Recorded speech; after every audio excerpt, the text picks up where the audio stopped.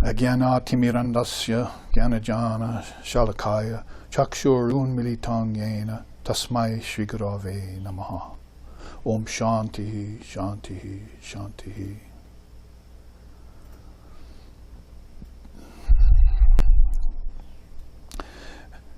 Manifesting as the mother of all wisdom, secular and spiritual, you dispel the illusion of ignorance and grant the precious boon of subtle insight. Your powerful presence has opened my inner eye of wisdom. Reverent salutations unto thee. Om peace, peace, peace.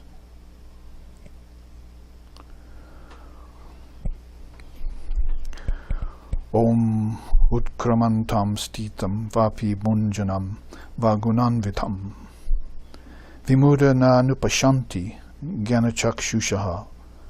Om Shanti, Shanti, Shanti. The deluded see him not, who departs, stays, and enjoys. Him being conjoined with the three gunas at that time. But they see who possess the inner eye of wisdom, the Jnana Chakshu.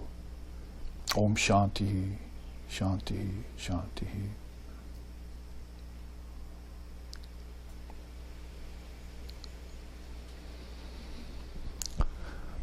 Om Sahana, Om Sahana Vavatu, Sahana Bhunaktu, Sahaviryam Karavavahai, Tejasvi Navaditamastu Ma Vidveshovahai.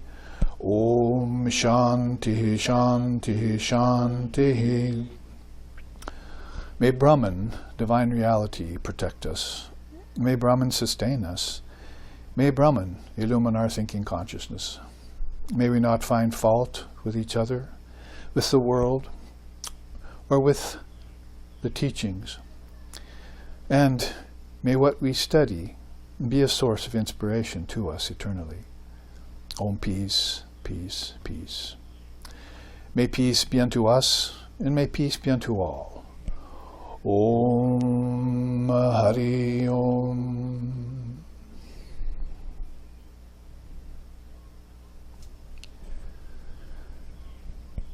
This Sunday, we welcome you to our big island of Hawaii, where we're having our third class in a series on that's titled after the sixth chakra, 2 slokas which I just chanted from the Guru Stotram and the Bhagavad Gita about this third eye, which last week we looked at as having been labeled and noted in 7 different religious traditions of the world. So it must be a very important point, or important port, if you want to call it that, a port of knowledge there that divine beings have concentrated on from time out of mind. And they say in the Kundalini Yoga system, where great beings enter into relativity and take on a body, and when they cast off the body, they depart out of that center too, that Ajna Chakra it's called in Kundalini Yoga. So it's interesting teachings that you get right away on the Kundalini system.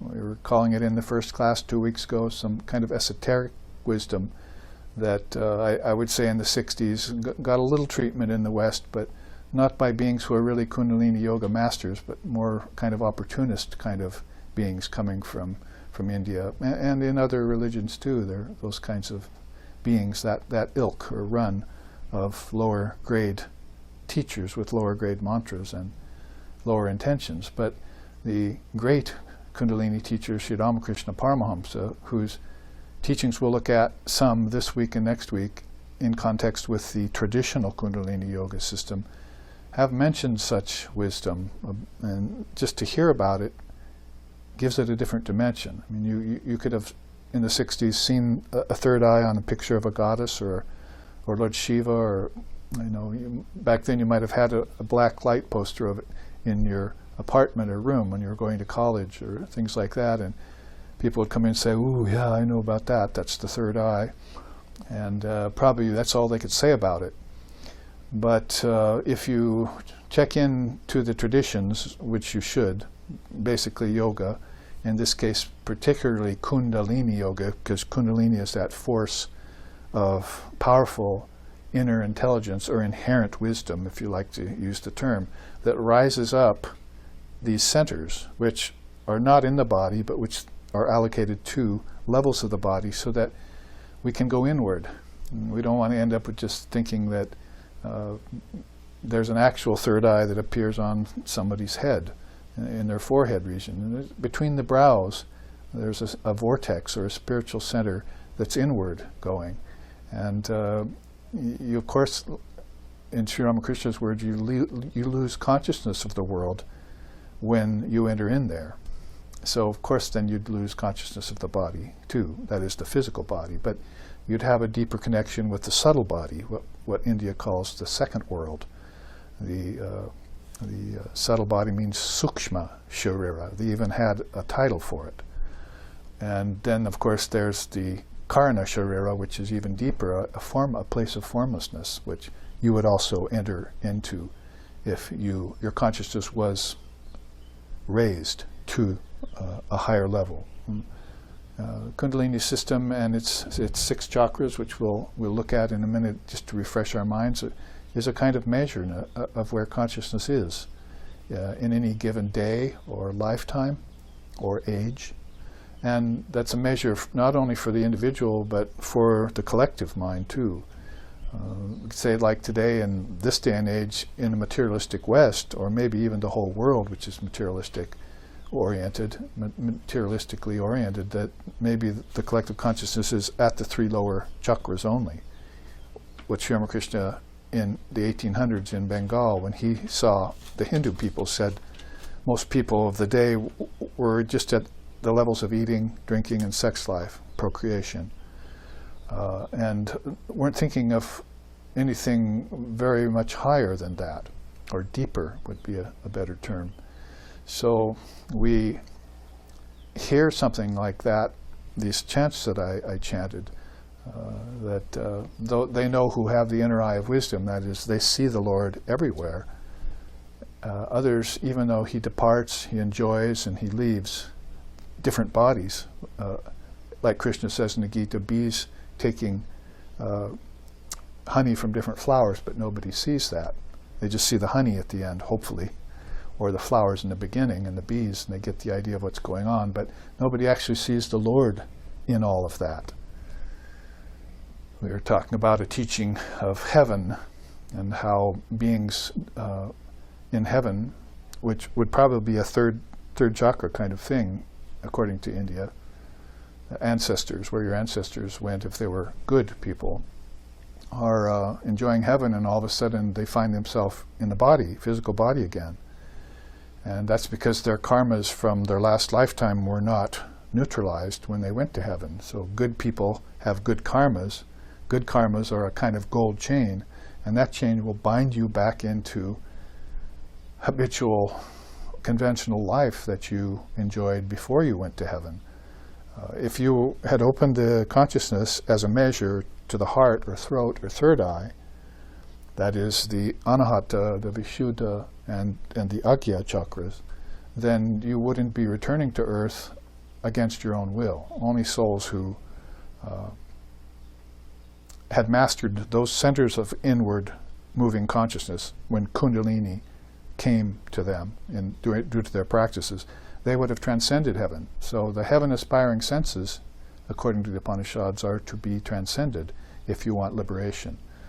So there are people then who are caught in the loop of samsara, which has a tendency to restrict beings to salvation alone, and then loss of salvation, and seeking salvation again and gaining it. So coming back and forth in the first 3 chakras, you can see why Sri Ramakrishna has said eating, drinking, and sex life are the main preoccupation of people who are caught in that Kala Chakra. If you want to use the saying in Shaivism by Lord Shiva, the Kala Chakra. And Lord Buddha too used a term similar to that. So to get into the dharmic wheel and off this other chakra, two different wheels there. And so you might be called out of heaven and find yourself in the body again, caught between the two poles of making a living and enjoy and thinking of heaven as your goal. But you never think about God in between those two poles. That is, your whole lifetime you're thinking about making a living and going to heaven, but you're not doing any sadhana. Sadhana is practice while you're on earth.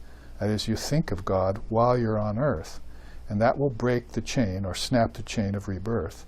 And then you won't be restricted to heaven and have to come back to earth. You'll transcend heaven and move to the heart chakra, and then to the throat chakra, and to the third eye, or Jnana Chakshu, as I was just chanting out of the Guru Stotram. Jnana Shakti Samarudas Tattvamala Vibhushitaha Bhukti Mukti Pradatacha. You get everything by opening this inner eye of wisdom. And this is a teaching of praise, an offering to the Guru. It's called the Guru Stotram. And so there are at least 2 slokas inside of that stotram that mention specifically the third eye, or the Jnana Chakshu. Chakshu means eye, Jnana means wisdom. So it's an eye of wisdom. And that's the title of our 4-part series. We're in the 3rd class right now to reorient you. And I think right now we're some months into what they're calling the coronavirus. And so people are staying home. So I hope they're taking the opportunity of staying home to tune into classes like this, which maybe their busy lives didn't allow for earlier, and now they have no excuse but to have to sit and listen maybe to 3 hours of teachings on this measure of where one's consciousness sits from lifetime to lifetime. If you can keep your consciousness high, if you can, to use another statement, if you can be mindful, like the Buddhists are talking about, if you can live a dharmic life, like the Hindus are talking about, if you can be pious and moral, like the Christians are talking about, in the truest sense of all those terms, then you will be thinking about the Lord and Mother of the Universe, or, if you're so inclined, the formless light of reality, because God with form will persist as far as probably the throat chakra, because you're still talking about to people on the qualified non-dualistic level. Vishishta Advaita, they call that. But as soon as you reach this third eye, things begin to go away. Everything goes away except the thing. All of that goes away except capital T, that. You see, Tat. And that's a formless reality. So I pause there just to inject that into this stream of early preamble that I get into before I take you into the subject deeper, to point out that these centers of consciousness are a great measure, and the very thing I started out with at this class was these chants, and they point to a third eye from which consciousness enters and leaves the body. So if that's true, we're to think that ordinary peoples, they leave and exit lower centers. And so their consciousness is not very elevated. They get stuck in the 3 lower centers of eating, drinking, and sex life. That's called mundane human convention, or ignorance, or avidya. They're samsara, maya. There are different ways of the Kala Chakra, the wheel of rebirth and reincarnation. Those people who seek freedom, all of a sudden, they will want to try and open this 4th chakra. And last week I showed you that chart with the Vishnu Granthi, where it's kind of an elastic band between the 3rd and 4th centers of consciousness deep inside of you, that the ancestors can't get beyond because they've been thinking too much about the world, thinking too much about riches, thinking too much about food, thinking too much about domination, which is a real blight on present day world, wars and coveting over other people, coveting other people's goods and so forth, resources, and not thinking there in all of that about divine reality. So those who think about divine reality, even here in this very lifetime, as the chants in the Upanishads say. And they can penetrate through this granthi. And that segues me nice into the second chart I want to show you today about granthis, or knots. I promised you to take you through that last week. Knots where? In your subtle nervous system. Now, knots in your gross nervous system would cause diseases, like this coronavirus that's out there, you see.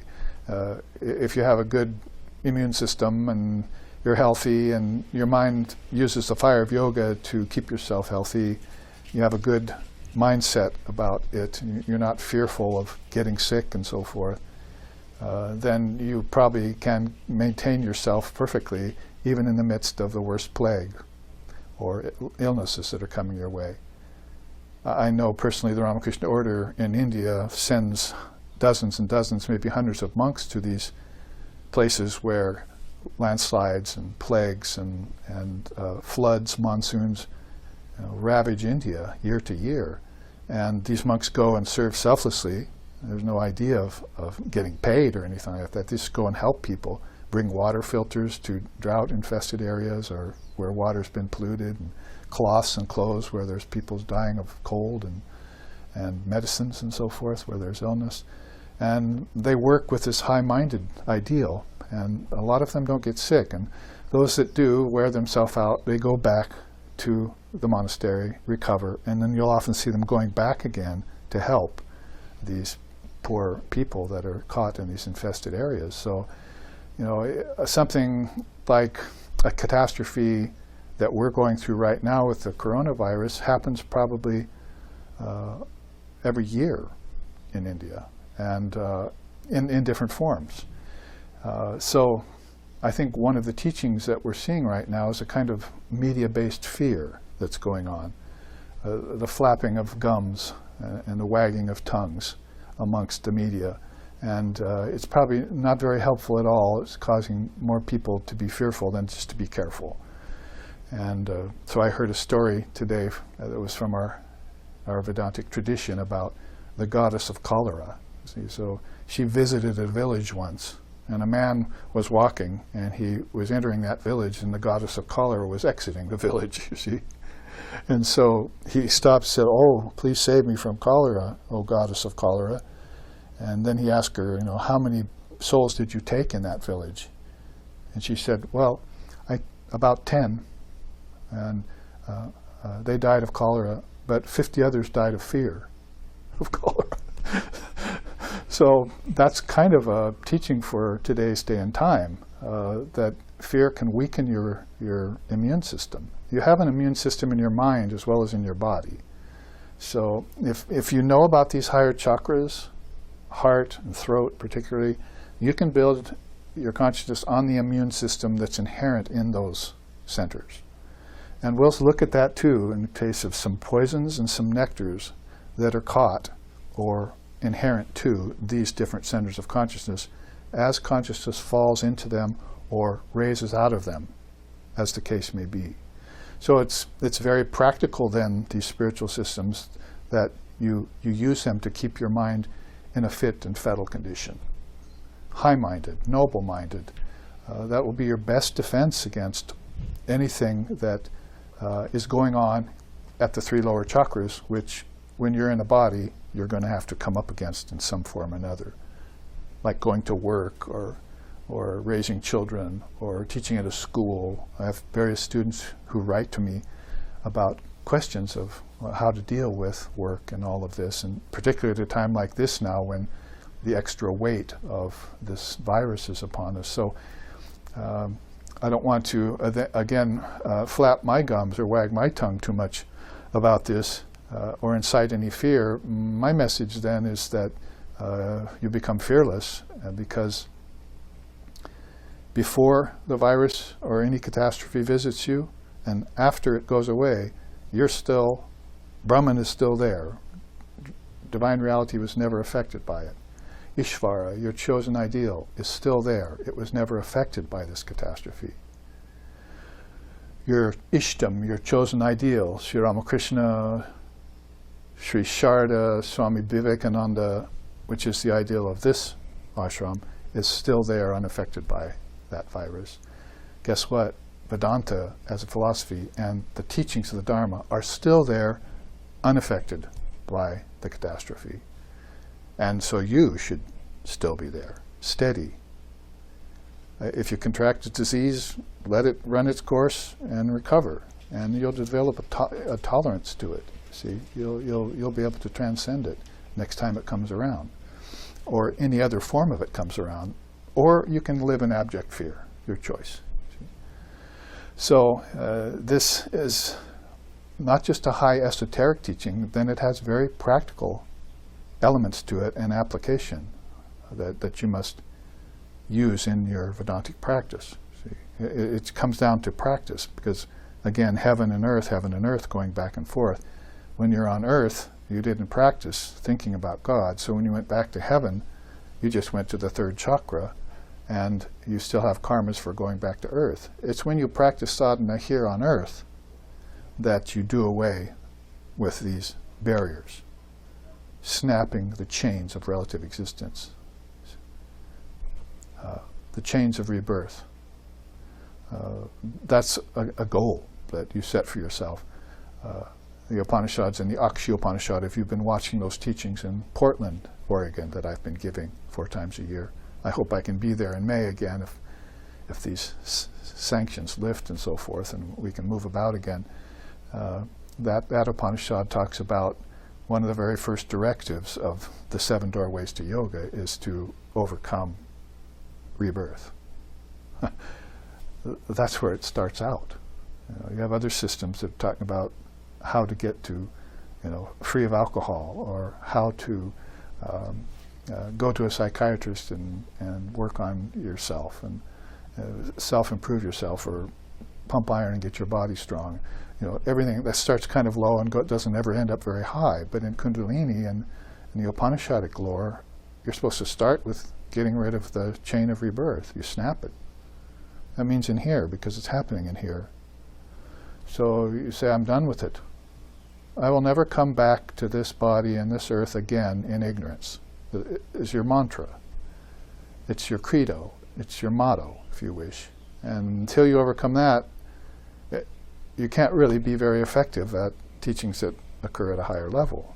You'll entertain them, but you'll still be plagued by the fear of rebirth, like people going from heaven to earth to hell and back again. So here's a measure for you, you see, that the 7 chakras of ancient India gave you a long time ago, that started off at a high level, or started off at the fundamental problem of things. It didn't take you lifetimes or books and lots of study to get to the very first lower level in order to get to the higher level later. They're cutting here. See, as the mother has a sword, she cuts here. She cuts out the head of ignorance and starts you off on the path on the right footing. Lord Buddha called that right orientation. Samyak darshana, proper seeing. And if that eye be single, you shall know the truth. If it has a sliver of wood in it, or a mote of dust, it does not see well.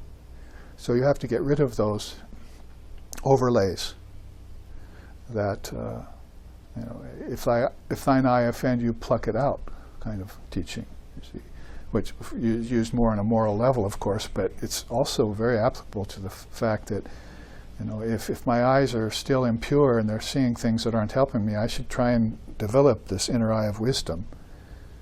And my guru is going to help me do that. See, I have a teacher for that, just like you have a teacher for medicine, and you had a teacher in college for mathematics, and you had a teacher in college for music, and so forth.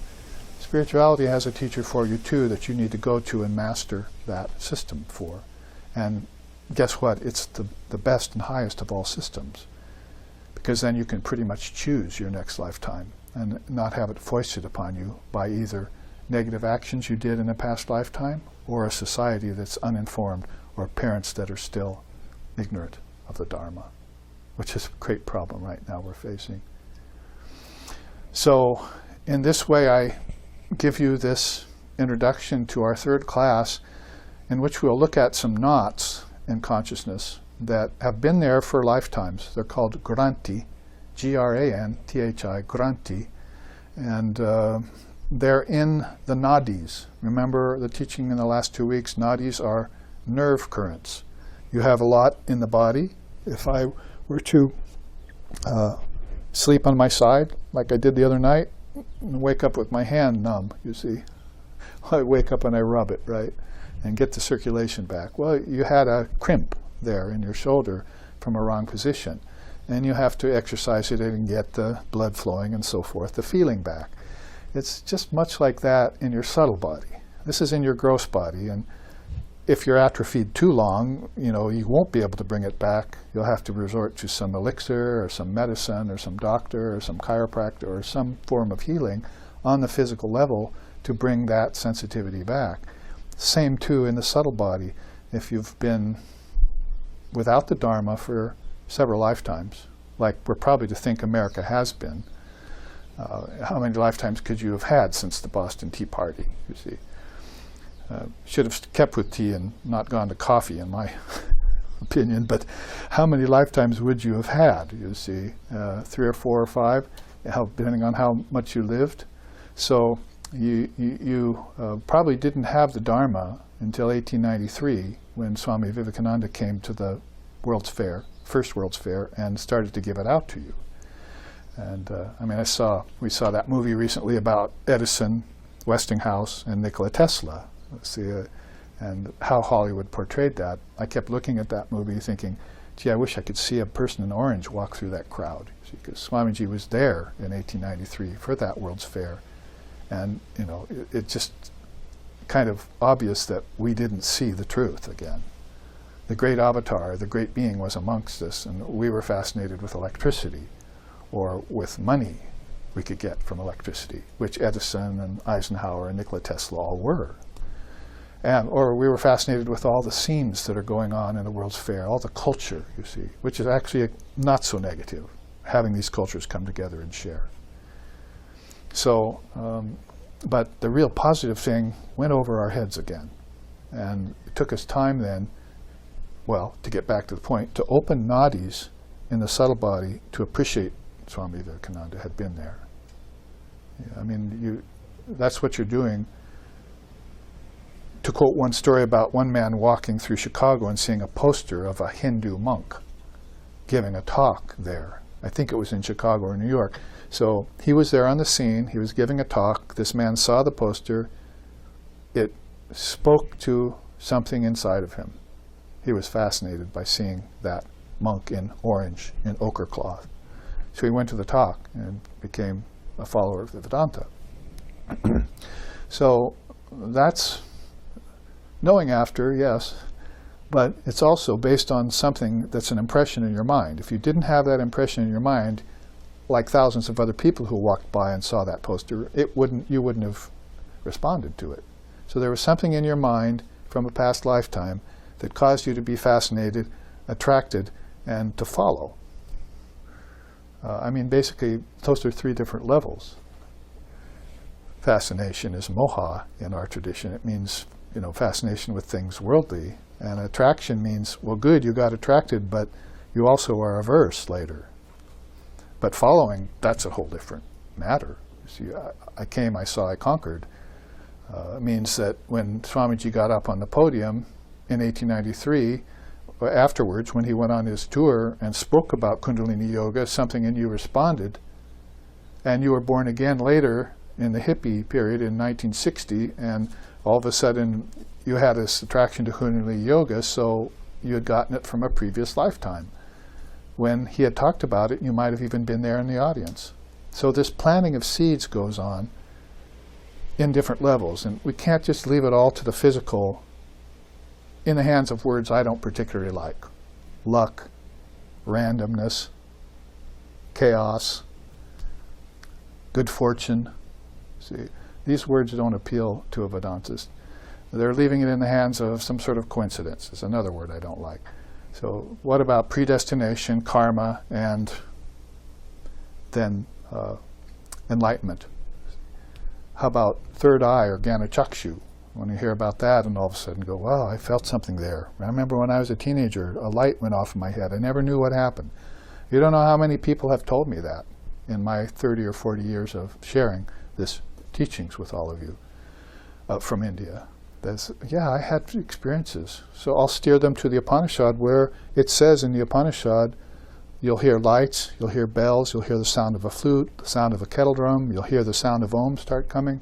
Right there in the slokas of the Upanishads, they're mentioning what happens when consciousness probably temporarily begins to rise. It's called Udgata in our tradition. It's not Kundalini yet. A lot of people mistake it for her. But it's a precursor of what's to come. I like to talk about in terms of, if there was a microphone here and I tested it, said test 1, 2, 3, that's Udgata. She is coming up based on some opening you had in these subtle nerves in your mind. You opened to this wisdom that you heard spoken by someone at some lifetime. And she says, that's it, I'm coming. You see, here I come. She'll be coming around the mountain, but she's actually coming over the mountain of ignorance, to you, you see. And you're going to feel her rise, Kundalini power rise in you. You'll be healthier. Forget the coronavirus. It can never get you. She's got you, you see. And you should go with that and be impervious to all diseases, physical, vital, mental, intellectual, psychological, philosophical, and spiritual. There are some problems in spirituality too that recur according to the father of yoga. So a further extension to my preamble here, but I want you to know that Kundalini is based on having to know these few words. There are passageways inside of you going inward. You use them to dream tonight, to leave waking and going to dream. You use them later to leave your body and go to heaven, or leave your body and go to deeper places, like the heart chakra. So you need to know the word nadi if you're a yogi, or an aspiring yogi or yogini.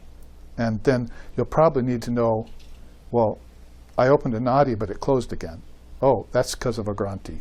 You see. So a little basic Sanskrit knowledge of even 2 words will open up the Kundalini Yoga system to you for exploration. You might want to add then after that chakra and Jnana Chakshu and others, you see. So every system in India, Vedanta, Yoga, Samkhya, Buddhism, Jainism, Shaktism, Shaivism, Vaishnavism, all of them have their own language for this Divine Mother power inside of you. The overall word there would be Shakti, or better yet, Mahashakti, and Prana. So these are some words you have to probably know and define. And right now, today, of those of you who are just being reminded of these 2 words, or those of you who are hearing them for the first time, they are nadis and granthis. So let's look into this then, so that with the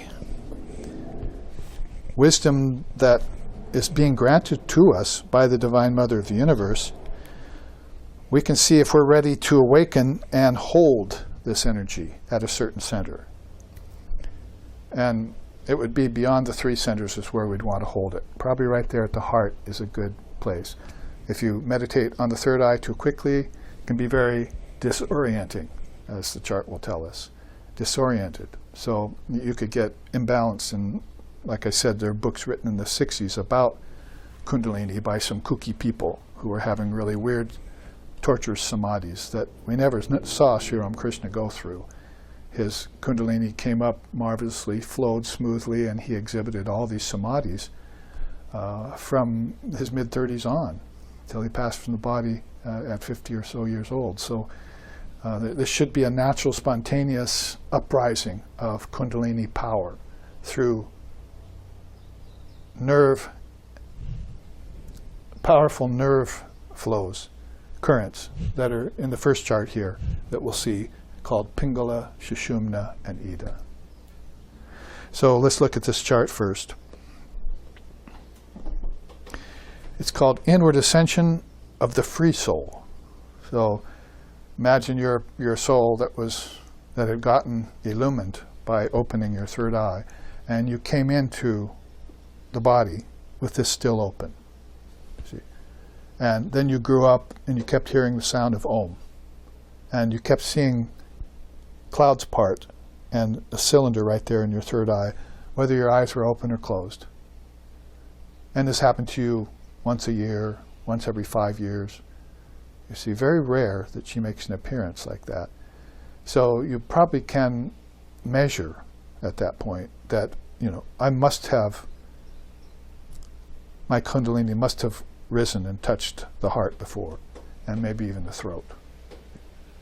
If I want to speak and hear about nothing but God, then I'm probably, my consciousness is here. Sri Ramakrishna said, she sits in my throat. Who? Goddess Saraswati, the goddess of wisdom.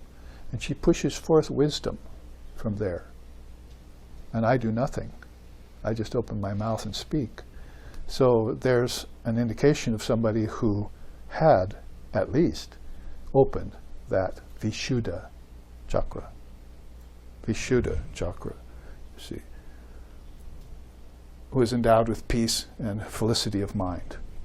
So the Vishuddha chakra is the throat chakra. Vishuddha actually means exceedingly pure, purer than the pure, not just Shuddha, but Vishuddha. So this is a person whose innate purity opened these three channels so that Mother Kundalini could rise in them and camp out, pitch tent right here in his throat, and then shove out wisdom to us without end. And he said occasionally I would drop to the heart chakra because there I could see the devotees. He said the heart chakra for me was like the drawing room of the Lord, or the drawing room of a rich person, you see, who likes to hang out mostly in his study, you see, smoking his pipe and so forth. He's using funny stories for us. And he said, here I can see the devotees, so he's talking about God with form. But then he said I'd run a boat race, this chakra would open, and I couldn't do anything but think and speak about the Lord. When I heard people speak about worldly matters, it would hurt my ears when my consciousness is at the center. So I would go away from the company of human beings if they didn't want to hear or speak about divine reality. Then sometimes Ma Kundalini would go to the third eye, you see, to the Jnana Chakshu, and all form would pass away, and he'd have visions, these powerful visions, probably beyond the gods, visions not just of gods and goddesses, Indra's realm, which is more like heart kind of level, but at a level where the two eyes have been made single. So all of this is kind of an introduction to this chart. Here's what happens when the soul reaches such a high level, according to Trishanka. He says, I am the stimulator of the tree of the universe.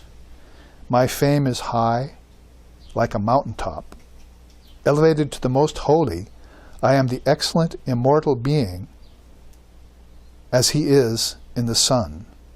I am the power, the wealth, refulgent with divine intuition. I am imperishable and immutable. I have become.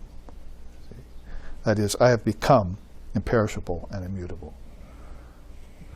So changeless and incomparable is this great soul who has become noble. Arya, Buddha called it.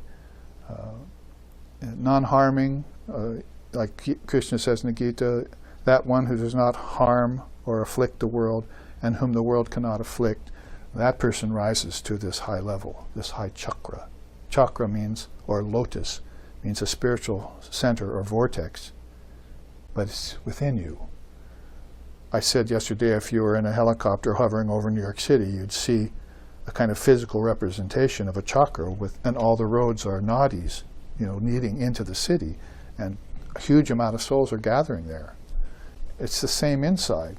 Souls without bodies, or with subtle bodies, are gathering in these vortexes by the millions and sporting there in consciousness. It's a nice way of thinking about it. Sporting in consciousness. Even here in the third chakra, there's a big party going on, Sri Ramakrishna said, you see, with your ancestors. The problem is it doesn't last very long. You get pulled out of it, back to the body. So a marvelous system is this Kundalini Yoga teaching. I showed you week before last, was it, or last week, 7 different systems in 7 different philosophies, many-tiered like this. And here's one of them, the Kundalini Yoga's precious chakra system. Very Vedic and very tantric. It's a heady and healthy mixture of Vedanta and tantric darshanas. Well, this is a quick study. I'm just showing you to reorient you so that we can look into some of the knots that keep people from being themselves. Doesn't he say here, I have become, you see. I have become what? Imperishable and immutable. So his nadis are all open. His consciousness can go anywhere. And it can pass from waking, dreaming, and deep sleep without inhibitions, without grantis closing.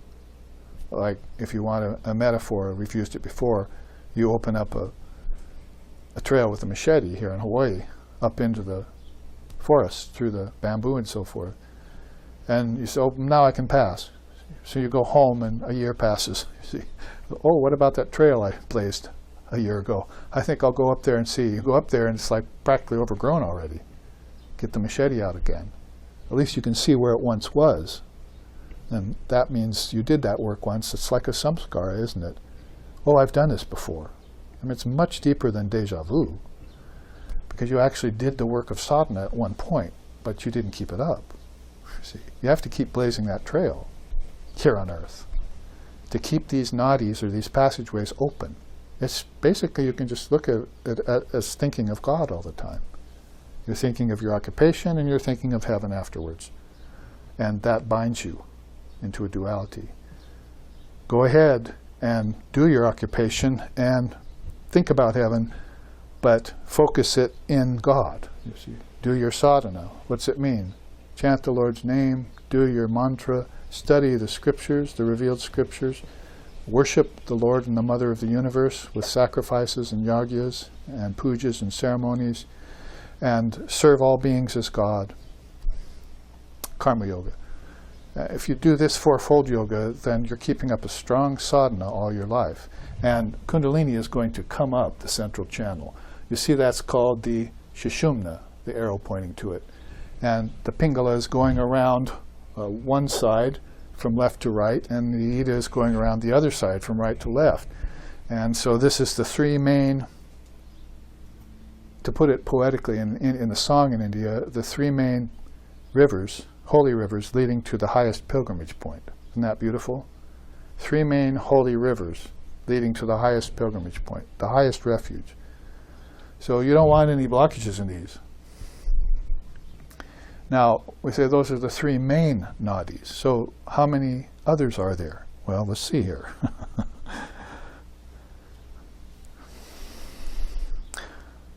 The hollow canal called Sushumna lies between the 2 arteries of the upper palate and the nipple-like growth that hangs down between them.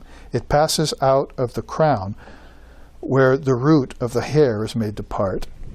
That's the crown chakra, opening the skull in the center. This is the gate leading to the Supreme Lord. So from the third eye, there's a higher location, a 7th chakra, if you will, called the Sahasrara, 1,000-petaled. Branches into a great lotus of 1,000 passageways, if you want. Infinite. That's why he says, I feel imperishable and I feel immutable, you see, because I've opened that. The crown, that eye of wisdom, like I sang. Jnana Chakshu samarudas tattvamala vibhushitaha bhukti mukti. I got mukti because I opened that third eye of wisdom. The other quote here on this chart from the Taittiriya Upanishad says, there is within the heart the bright space known to all. There let the worshipper meditate upon and realize the intelligent, imperishable, self-effulgent soul. May you, O Prachina Yogya, worship in the matter described herein. So he wants you to practice this Kundalini Yoga according to the instructions of the preceptor and open these nadis and keep them open. Don't let grantis form in them. If we want to look at the individual, he can do that. She can do that, right? They can become a yogi or a yogini, even here on this world, in this very life. But the collective consciousness is going to have a very hard time doing that. There are so many kinds of karmas, so many kinds of beings at so many different levels of consciousness, or lack thereof, that it's going to be very difficult to raise even 100,000 of them out of darkness, like an avatar does, you see. Now we have, since Sri Krishna was here, 5 million followers of him. He was the greatest master of Kundalini Yoga that we have ever heard of, really, but definitely in this age, which is the Kali Yuga, a kind of dark age, where consciousness is being supplanted, you see, by science and covered over by mundane preoccupations, pleasure of the senses, objects, materialism, and so forth. We've just taken and put away Brahman in the back and put all these things in front. And the highest goal there, as I say, is seeking heaven. So, after this life, I'll go to heaven. So you're caught in this 3 lower chakra. See, here's these chakras here. Now, how do I, in the body, how do I escape such problems? So you see, you make your body the ether, you make your sport the prana, the life force. You make your mind felicitous, and you get yourself endowed with peace and realize the truth. So these 7 chakras then are potentially divine, inherently divine, so that beings who visit them will find Brahman or Kundalini Shakti available to them wherever they look. Remember I sang in the first week, Jo Kuchahai, Tuhui Hai, Dilke Lagaya, this beautiful song, it's just, which is a combination of Hindu and Muslim kind of hybrid that's very beautiful. Tujase Hamne Dilko Lagaya, they sing. See, so everywhere I go I find only you, O Lord, or only you, O Goddess, at all the centers. So this is the goddess's tree. It's her realms. You sort of speak the unspeakable there, because everyone's talking about God this, or man that, and Brahman that, and male this, but the mother, nobody's speaking about her. So now you find a system that's birthed, authored, operated, and culminated by the Divine Mother herself. Who wouldn't want to be attracted to that? So there's this deep bliss that comes when she begins to rise at any center. She'll purify any center, any atmosphere, if you sing her songs. That one who listens to these beautiful songs on Kali will purify any atmosphere they're in. So they'll walk around in bliss of Divine Mother Kundalini, already having risen in them, and she'll show them more wonders as the practice goes on. See? More nadis will open, less grantis. Knots will be rent asunder, and consciousness will flow freely. It'll be transported. So those 3 quotes are there, and a quick look at the 7 chakras there, and the 3 main nadis here. It's a very simple chart, but it's very to the point about what we're talking about here in the Kundalini Yoga system. Let's move right on and look at the problem that we face when we try and awaken Mother Kundalini. She's not easily bribed. This one, another song in India says, she won't accept sacrifice of goats and cows and buffaloes. It's very hard to get her love, her pure love. She'll give some wisdom, she'll give some love. Very hard to get her grace. If she looks at you for a second, then you're awakened. If she gazes at you for a minute, then you get illumined. But if she looks at you and makes you her own, you see, then you're her. O meditator, become the goddess. You are her essence. Beautiful song in India. You can see how they're thinking, right? O meditator, become the goddess. You don't just meditate on the goddess. You think, she's taken me over. Who does it sound like? Shri Rama Krishna Paramahamsa. Paramaguru Shri Rama Krishna. Laho Pranam. Avatara, Matri Avatar, you see. Namaskar, Namaskar. So it sounds like this great soul who had been completely taken over by Mother Kundalini. You need to study him. And he was here recently. He was a great steamship whose waves are still coming off his passing. The surfers are out there, you see, on those waves. Those are the intrepid souls. So let's look then at, more specifically, at some of the things that keep us from realizing her within us so that we can become the goddess. It's not enough just to think, she's my essence. That's good. That's a good affirmation. But you're going to have to please her in ways that are unconventional. She doesn't accept cheap bribes, as the song says. So she wants you to do some work to prepare for her coming. There's a teaching Sri Krishna used to give. If a woman sees a spider crawl into her shoe, she won't put it on. Even if her husband takes the shoe out, gets rid of the spider, brings the shoe back, she'll still look at it suspiciously for days. I don't know. Could have crawled back in, you see. So he's talking about Mother Kundalini not being willing to go where your spiders are, you see, or have been. You have to open up these nadis, and then she'll say, okay, I guess I can go there, you see. And that's a great boon and blessing, even if she comes up to the level of your ancestors and lights the field for you. Then you can start to light up your ancestors, see. And that's the best way to please them, because we can say, well, you want to get beyond your ancestors, but how do you do that? Through Pitru Yagya. There are 5 yagyas you do to everything at the level of the 7 chakras. Well, the 7th maybe it's gone beyond, see. But as long as you're in the gross, subtle, and causal body, you're thinking about these 5 great yagyas. You do a yagya to the plants and animals, and you do a yagya to mankind, you do a yagya to your ancestors. Yagya means sacrifices, by the way.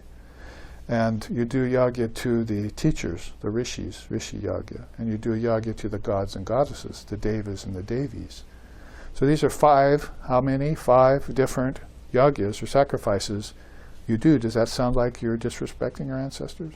Or are you trying to please them, to get them in a position where you can convince them that they need to go beyond heaven? Beyond the heaven-aspiring senses, to quote the Upanishads. In India, and with its Buddhism and its Jainism too, in India is the only place where you'll find these teachings, in such detail particularly. People stay away from the teaching of reincarnation. They don't know anything. They haven't known anything for hundreds, maybe thousands of years about it yet in other religions. India's been right at it. And that's why it developed so many systems. I showed you 7 of them last week in a chart. And this one is a particularly precious one, with the esoteric and rather mystical, attracting tone of it. Gee, I think I want to see what it happens to awaken myself to a higher chakra. You know, it's like, I invite you on the adventure of consciousness. See, please come, please come. So she's beckoning inside, but you're going to have to make way for her. So what are the things that are in the way? You see this chart that I'm showing now, up this side, your left-hand side, is this human form with an arrow. And the arrow going up, the red arrow, represents spiritual force moving upwards. That's 4 words that they have 1 word for in India, Kundalini. If you say Kundalini, she's coiled up at the bottom of the spine. and she wants to move up and out. Your whole birth was meant to convince her to move up. You're born for no other reason than that. And she may stay veiled to you if you're an intellectual, a professional, a scientist, a doctor, but she's still, right? She was still a part of your process of giving you the knowledge of being a doctor, the knowledge of being a lawyer, the knowledge of being a mathematician, the knowledge of being a musician. She was involved in all that. You just didn't see her yet. Not until this chakra at the heart opens. So whether you know it or not, your whole birth is based upon getting that spiritual force to move upwards. Pardon me here. Upward means inwards. Please don't start to look up and, like God is somewhere up there in a cloud. That's superstition. The Lord is within you. Kingdom of Heaven's also within you.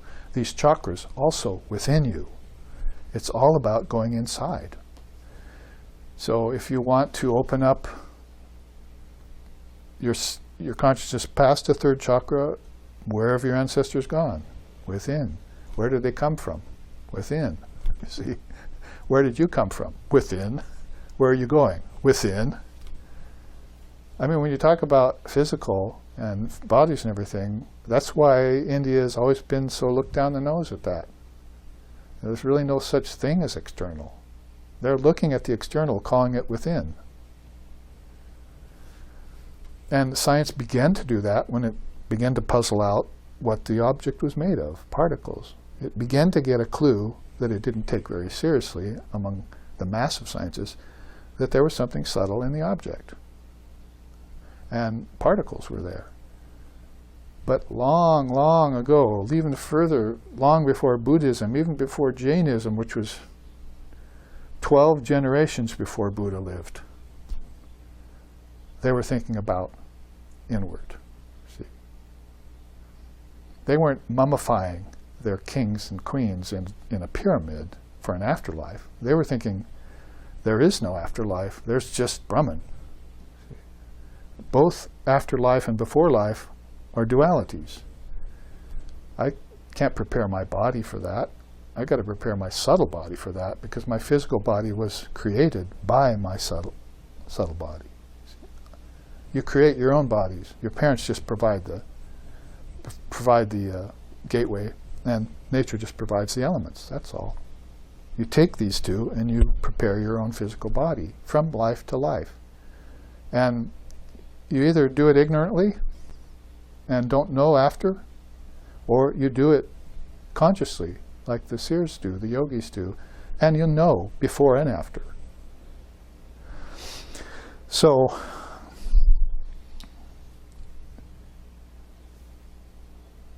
then you're going to have to, let's say, imagine for now, a network of nerves inside your mind. Please don't go to your brain and don't look up, as I was saying. Go into your mind, because that's the kingdom of heaven within you. And as many thoughts as you have every day, they're running along as many channels, nadis or nerves, that are in your mind. And they're not exhausting even a small amount of them. You can think this way and that way. You can be an Edison or a Nikola Tesla. You can be a Swami Vivekananda. And there are different degrees of nadis that are opened up in that mind, of which that soul can travel along, either more or less restricted. You know Sri Ramakrishna's story of the pole planted in the middle of the ground, and the calf is tied to it with a tether. So that calf can only go so far around in circles. It can explore all the area up to the pole, but if it tries to go outside that restricted area, it's got the noose there, the tether, you see. So that's a restricted man's channel. It doesn't have a lot of nadis to go to or through, you see. He says, well, I think I'll go back to the pole now. Okay, I'm at the pole now. Well, I think I'll go out to as far as I can go. He's got basically two directions, you see. Two nadis are opened up. Two chakras, maybe. But a Swami Vivekananda or so like that has snapped that cord and can go and extend it or go outside of it and come back to it with facility, with flexibility. and without fear. And so all 7 chakras will be open to a soul like that. And if they pass away, then they know they can pass out of a certain chakra consciously. Time for me to go. I think I'll consult the almanac in India, which is actually auspicious time to depart. I'll find that. Then, okay, now you go meditate, leave me alone. Come back, and he's gone. That's what happened to Vivekananda's last day. The last words he said to us was, "Go meditate, I'll join you soon." You see? Very symbolic. See? They came back, and he was gone. See, he had decided, he had asked for the almanac a few days earlier. He was looking for an auspicious time to go, because when he went to the Icelingam in the Himalayas and went in and meditated overnight, Shiva came to him in the cave and said, and gave him the Mrityunjaya Vrata, the boon. You see, you can leave the body anytime you want, Swamiji. It's up to you. So at 39, he chose when to leave and which chakra to leave out of. When the doctor arrived, it was still warm. You see, it's like all the heat was up here, like he had, his consciousness had just at the time of leaving had just gone to the highest center and gone out. Well, actually, again, pardon me, gone in. Up and out just won't quite describe it, you see. It's a habit we have of speaking, but we have to really think of these things as all being inward ascension of the free soul, inward ascension. So that's a nice phrase that I came up with, inward ascension. So back to the knots that keep you tied to this, as a calf to this pole, to the 3 lower chakras. Here's the definition about granthis that I put together. Granthis are complex knots congealing in one's body and energy, as well as in the emotional, mental, psychic, and spiritual bodies, impeding the easy flow of spiritual force, which otherwise keeps the aspiring human being strong and fit for the health and healthy for the purpose of living a dharmic life. So why would you allow these nadis to form in this lifetime? Because you'll come back with them again in the next lifetime if you don't work them out in this lifetime. See? So what's the first thing, if you're yogically inclined, you would think about if you're 19, when I thought about it? I think I have to breathe. I think I have to breathe. And if you breathe, you'll open up nadis right away. You'll probably snap a lot of these granthis that are keeping you from living a good dharmic life in the body. So you have to breathe first. What's the second thing you might think? My food habits are horrible. See? I was raised eating meat up till I was 19, but this year I'm celebrating my 50th year of vegetarianism. So from 19 to 70, which I just turned in January, I've been vegetarian and completely concentrated on this Dharma and all its facets for 50 years of this lifetime. The first 19 was satisfying society and upbringing, you see, satisfying that karma. I was not, roped to a pole and pulling, you see, to get out. If you're strong enough, you can pull that pole right out of the ground. Pull the pole, pull the pole, pull the pole. See? Stretch that. And maybe pray to the mother and say, well, can you just at least extend my tether a little bit? She says, well, pull more and you can do that yourself. You see, it'll stretch. Make it elastic. See? So a lot of it has to do with strong willpower. So I'm saying here, the first things you think about are breathing and food, I think. And that's in the Kundalini system. We've taught it many times. There are YouTube classes on it you should go look at. And a couple beautiful charts we put together with this diagram of the chakras called food and prana and the role of food and prana. So you want to get the prana moving and you want to get it free of spikes. It can't be free of spikes if you don't breathe evenly and eat sattvic food. We call it prasad in our tradition. So I had to compose my own quote about grantis. See, that's what I've understood from a wide inspection of the word in the tradition, that there are knots in your emotional, mental, psychic, and spiritual bodies. I'd say in the West right now, the biggest knot is in the emotional body. We're far too sentimental. We're far too attracted to miracles and sensationalism. We're far too attracted to occult powers, like in our movies and our superheroes and all this kind of thing that's going on. We're far too attracted to sentimentalism around speaking animals and cartoons, you know, and all this kind of thing. So the emotional body has lots of knots in it. And if you want to think higher, you're going to have to bust those wide open. You're going to disallow them. You can't stop me. I'm going to breathe it away. I'm going to do my asanas to purify the body, and my breathing exercises, but I can't stop there, because that would be falling far short of the goal. See? So I'm just mentioning the emotional body here as one of the things. Now, we'll save the quote by Shankara toward the end. But you can see here that that figure that I was starting to talk about with the arrow pointing up is this spiritual force moving upward. And you can see at the bottom, near the knees there, the word anagrantis.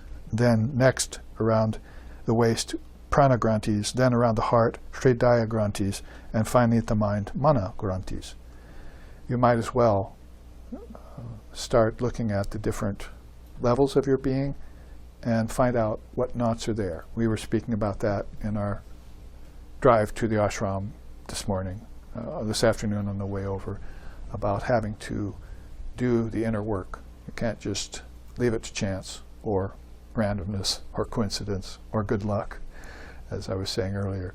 You really have to do the work to make sure that you open these nadis in this lifetime, so that she will appear inside of you. She will rise in you. So with those kinds of grantis, just those four mentioned, in conjunction with the body, human body, let's look at what they entail, starting at the very problematic level of physical. So knots of the body, we're talking about circulatory interference, as I was already mentioning about atrophied arm. And it's like stepping on a hose and water not getting through. The physical spine has to be free of knots too. So there's some things you can do to help it get over this circulatory interference. Recurring disease is coming back. The problem about talking about the knots of the body is most of them are caused in the mind. So I want you to try and connect with me. Put off your conclusions about these knots in the body till you see where they originate from. Because otherwise, that I'm saying, people will stop at Hatha Yoga and at pranayama, probably not very well done either, and become sort of fixated with them before they know that all of these things, all diseases, for instance, come from the mind. Who taught that? Lord Vashishta, and later Patanjali. The diseases all originate in the mind. I mean, can it be any clearer? Is there anything that can make that not clear? Do you understand the words that are coming out of my mouth? You see, he might as well have stepped up to the young Ram and said, do you understand the words coming out of my mouth? You see, the mind creates the body, not God. Nature can't do it alone. Otherwise, you would have been there, before the monkeys. Now you're playing back into the hands of Darwinism. So you've always been there as consciousness, see. And the physical play went on one level of things. But what about this other level? So don't get stuck in the body, I'm saying here. Recurring disease happens because it's in the mind. when I was talking earlier about the coronavirus, then I was saying, make sure that you don't believe in it. You don't take it for the highest truth. You offset it with the fire of yoga and with higher thinking, and keep your mental immune system strong. I love that teaching. People are talking about their physical immune system and what elixirs and pills and things they can take to make them better. I'd say eating good food would be the best thing. Some supplements okay, because nature is all farmed out nowadays.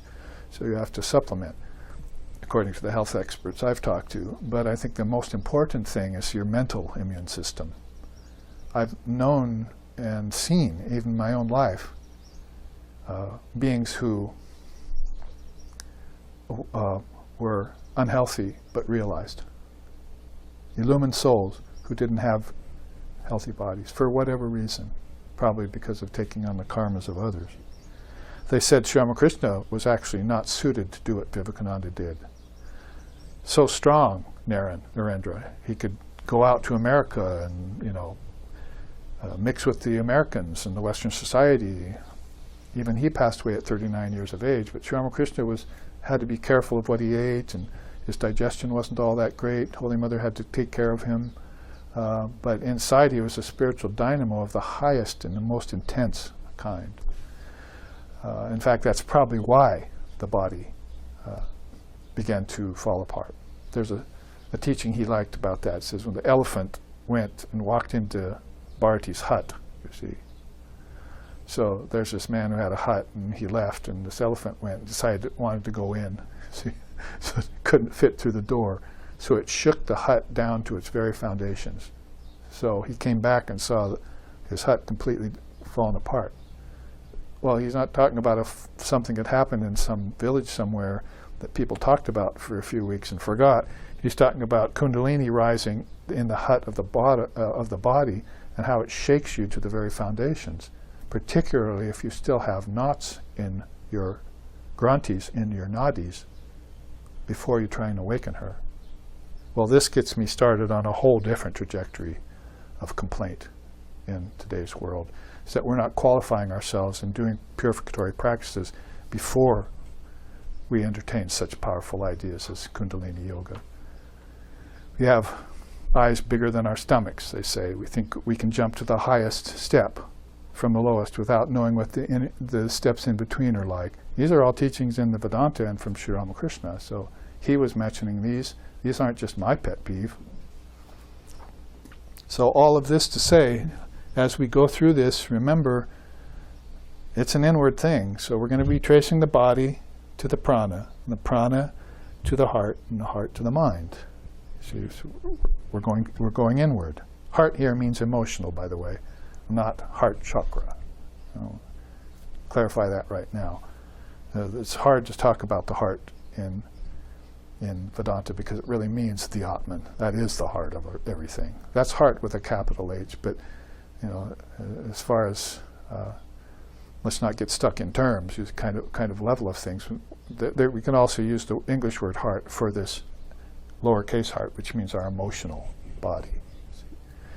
A good word to use for it. So the other thing is there are not failure of the bodily organs, constricting of the muscles, and premature decay.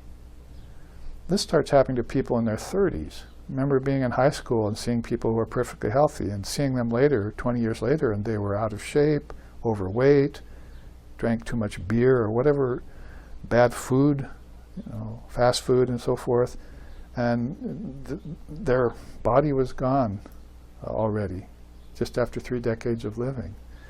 And a lot of those nadis had been blocked, but because those nadis had been blocked, their thinking was blocked. So here's a case of outward in. If you could start off with a healthy body, healthy breathing, healthy food and all that, with parents that knew what they were doing, then you have a perfect excuse to say, well, I don't know anything about the Atman or about the Vedanta yet, but I'm going to find out in the right way.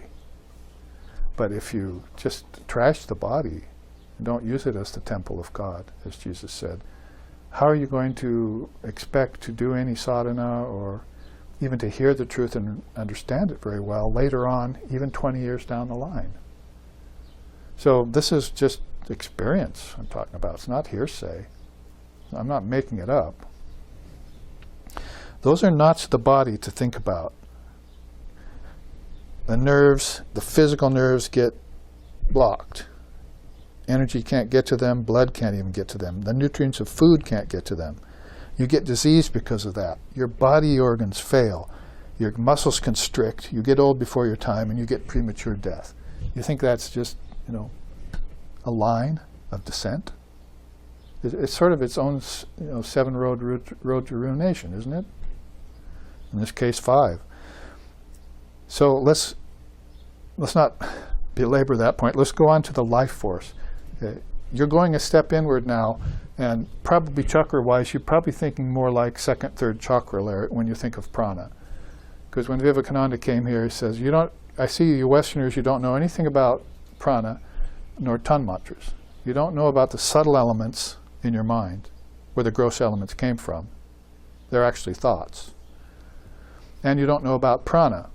So if you don't know about prana, man does not live by bread alone, you also don't know about psychic prana. There's a force that moves your thoughts. Well, we'll get to that, you see. But staying with the life force right now, dull thoughts happen because the prana is not on the rise. I like to say spiked. You have a flat line, and you have a dipped line, and you have a raised line, but you have this jagged line. See? When the prana is spiked like that, it's pretty much a restless lifetime you're living, like what's out here now. And you hear about some virus or something, and you get all fearful with that jagged prana. Your resistance against it is gone. You fear it. Fear is one of the results of jagged prana, spiked prana. You see. So those thoughts are also, tamas, are also there. You run yourself ragged with restlessness, and then the next go-to move is to fall into dullness and depression. There's definitely a big knot in your life force. Maybe one of the major arteries is plugged in you. So, yes, breathe, but maybe at that point breathing's not going to be enough. You're going to have to hear with these ears what is good and spiritual. See with these eyes what is noble and uplifting. You're going to have to go to a teacher and get some help. And if you're not ready for the spiritual teacher yet, then you have to go to somebody who's more intelligent than our Western psychologists right now. You'd probably go to a yoga psychologist, because otherwise you're going to be steered towards medicines, elixirs, and so forth, and pills, and brooding, and let's examine this, in the wrong way, without God present. And that's not going to go anywhere deep. So I've told you before, I've taught this Vedanta. It's been my great boon to be able to teach this Vedanta everywhere. I've even gone into prisons in the West to teach this. So that's next. Dull thoughts give rise to impulsive action. A lot of the people I saw in these correctional institutions were fine people. They're almost like everyone else, most of them.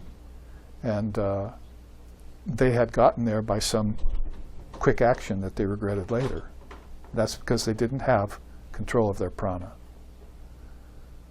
And you can blame some other, like, oh, my upbringing made me do it, or I'm innocent and the courts called me guilty. You'll have all sorts of excuses there, but when it really comes right down to it, your own prana did it. And if your own prana hadn't have had those spikes in it, you could have resisted the impulse to do violence in any way, because the first yama in yoga is nonviolence. That's why I mentioned Lord Buddha earlier days, that you're noble if you don't inflict violence. Krishna says so in the Gita too. You're already noble if you will not afflict the world for any reason, you see. Edison invents electricity. Westinghouse is a computer for that. New Jersey prison system goes to Edison. Can we use your electricity for the first electric chair? No, I'm not going to use the electricity to harm any living being. So that's one of the cases of our own American history back in 1890s, you see, is that the first electric chair that they started thinking that way as a punishment. They called it a more benign kind of punishment, electric chair. See? And so that's the reasoning they used, to use electricity for that purpose. See, very interesting to think about. But since we're talking about prisons, that came to my mind. So this prana is really more of the source of things. You wouldn't have ended up facing the first electric chair, as that first murderer of his wife did back in the 1890s, if you had had your prana under control. So you have to be careful of knots in the life force, because you won't even be able to get to knots in your heart and mind if you don't. See? Most people don't even get to higher, deeper karmas that are associated with grantis unless they can open up the prana. What's next? Fluctuation of energy. Sometimes my energy is flowing, sometimes it's constricted. Sometimes it's going back and forth. See? But it's never even. Just like my breathing's never even. So they want you to breathe in, 8 counts, see? Hold, 8 counts, breathe out, 8 counts, because you forgot to breathe. So they're reteaching you how to neutralize or even out the breathing, because that's the doorway into your mind. Now, the seers don't need that doorway. They're coming from inside out. So they come into the body with their prana already under control. Their minds are already pure. So it's the mind that controls the prana. But for the practitioner, they have to get hold of the prana to get to the mind. So this is the disadvantage of a culture that doesn't teach you the Dharma when you grow up. But there you have the exemplars right there in front of you. Could be on a poster. Go ahead and follow through and see. That is, you could see that great teacher on a poster and go to him, and then maybe you'll start seeing the example of someone who came here to earth pure and perfect. Narendranath, the Lord of men, the perfect man. It's what Sri Ramakrishna called him, Swami Vivekananda. Then unsteadiness of nerves. And Father of Yoga, talks about that. I'm thinking that even, these diseases where, Alzheimer's and so forth, and various things that happen with people shaking, really start there. The nerves are shaking first, and they don't break that granti early on with practices. And so it reaches out to the body, and pretty soon the body's going like this.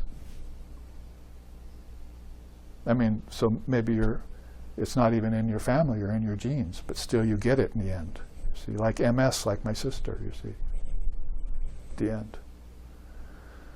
So this all happens from inside out. See? And you're coming outside in as a practitioner. So you work on these blockages in you. When people say, I want to improve myself, they're really saying, as far as Mother Kundalini is concerned, they're really saying, Mother, I want to break down grantis and open up my nadis. I want to uncoil my spring. Please come up from the first chakra and unfurl, you see, uncoil and reach the higher chakras. Please, Mother, save me. Pahi mam, pahi mam. So unsteadiness of nerves, uneven breathing.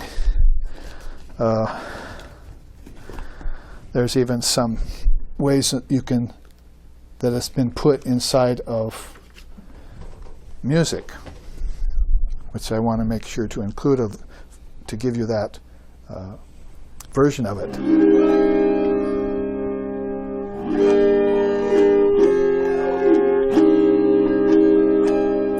Shukir Vashana Karo Arkadin, Shukir Vashana Karo Arkadin, Taji Anyobo, Kali Kalibo, Manabo Janamo Jadin, O Tui, Taji Anyobo, Kali Kalibo, Manabo Janamo Jadin, Shukir Vashana Karo Arkadin, Shukir Vashana Karo Arkadin, Yakkan Jeman Pedirlikan Sheru Peja Beshedin Yakkan Jeman Pedirlikan Sheru Peja Beshedin Kalina Babile Bishad Moshibe Pramad